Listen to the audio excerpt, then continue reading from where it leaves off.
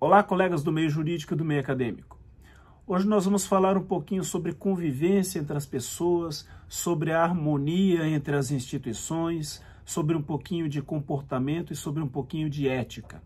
E nós vamos fazer isso exatamente no momento em que as redes sociais têm nos apresentado aí uma série de perfis que têm compartilhado conhecimento, que têm compartilhado informações, que têm nos ensinado tanto, nós temos aprendido tanto aí com perfis jurídicos os mais variados, que nos ensinam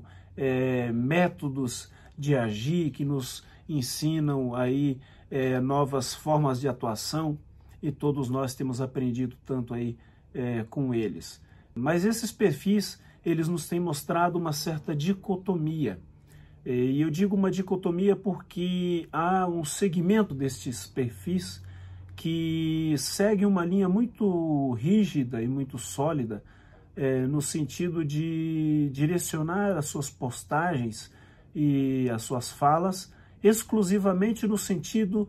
do compartilhamento deste conhecimento. Isso é uma coisa muito bonita, porque o compartilhamento do conhecimento é um ato de engrandecimento moral, é um ato de engrandecimento ético.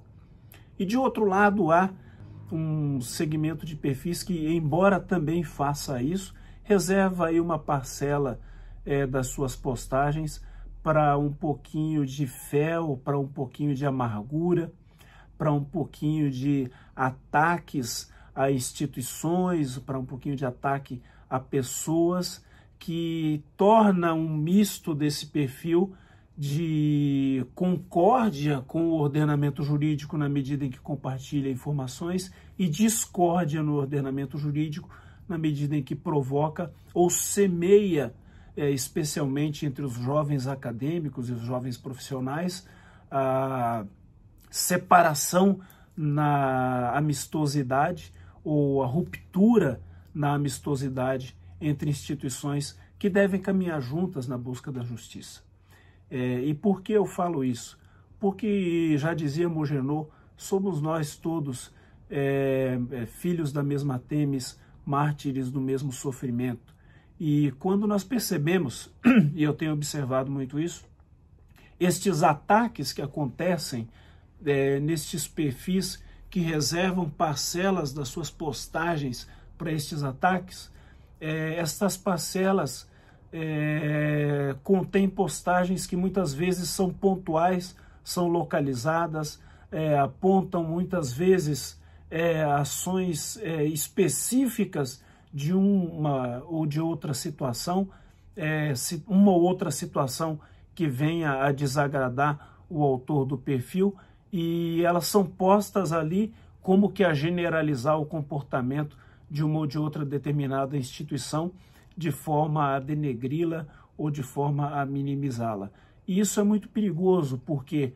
as instituições, elas não são formadas ou elas não são forjadas à forma ou ao desenho das pessoas que as integram. As instituições, elas são parte da República, a magistratura é parte da República, o Ministério Público é parte da República, a Ordem dos Advogados do Brasil é parte da República, a Defensoria Pública é parte da República, a Polícia Federal é parte da República, a Polícia Civil é parte da República. Aliás, entre a Polícia Federal e a Polícia Civil não há uma relação de maioridade ou minoridade entre ambas, ambas são igualmente respeitáveis. Todas essas instituições merecem o seu respeito enquanto instituições, e na medida em que qualquer titular de perfil ou qualquer operador de direito perceba por parte de um integrante dessas instituições um comportamento desvioso, ele tem os seus recursos, tem os seus caminhos, tem as suas ouvidorias, as suas corregedorias para tomar as suas providências legais. O pior dos caminhos a ser adotado é vir a uma rede social e atacar a instituição como um todo, denegrindo a instituição como um todo e deixando de tomar a providência, ou seja, a providência contra aquele que agiu inadequadamente não foi tomada porque aquele dono do perfil ou aquele que percebeu a situação ficou, em verdade, omisso, e a instituição como um todo, que contempla uma maioria de pessoas de bem, acabou sendo atacada e denegrida, e essa a degeneração institucional foi transmitida muitas vezes para milhares de pessoas, causando um processo de discórdia, um processo de disruptura na harmonização entre os operadores do direito, que não é saudável, que não é salutar para o nosso crescimento jurídico. Então, esse post, essa postagem vem como um conclame, um chamado, especialmente aos acadêmicos e aos jovens profissionais, para que fiquem atentos e tomem cuidado com essas postagens que atacam instituições, para essas postagens que apontam, muitas vezes, a título de revolta, a título de indignação, ofensas a instituições, e que, quando se depararem com isso, que façam a seguinte reflexão: por que é que esta pessoa está apontando aqui, não tomou a providência adequada e não procurou os órgãos competentes, ao invés de vir aqui fazer uma denúncia pública contra uma instituição que, além deste ou daqueles 2 ou daqueles 3 que cometeram isso, possui dezenas de outros milhares de pessoas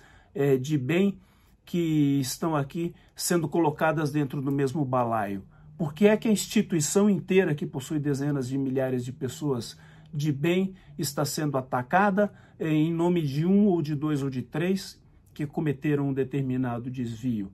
Será que isto é salutar? É este conclame a esta reflexão que eu gostaria de chamar todos que fizessem. E, em segundo lugar, qual é a contribuição que aquela pessoa que está ali denegrindo uma instituição está fazendo para a melhoria do sistema? Quando nós temos um plexo de segurança pública que vive, evidentemente, um momento de crise, e pessoas ou instituições estão trabalhando para tentar melhorar a segurança pública deste país, e você vê alguém ir lá e apontar o dedo contra 1 ou 2 sujeitos de uma determinada instituição, mas a instituição inteira é colocada num balaio de gato. Pare e pense, esse que está falando contribui com o quê para a segurança pública?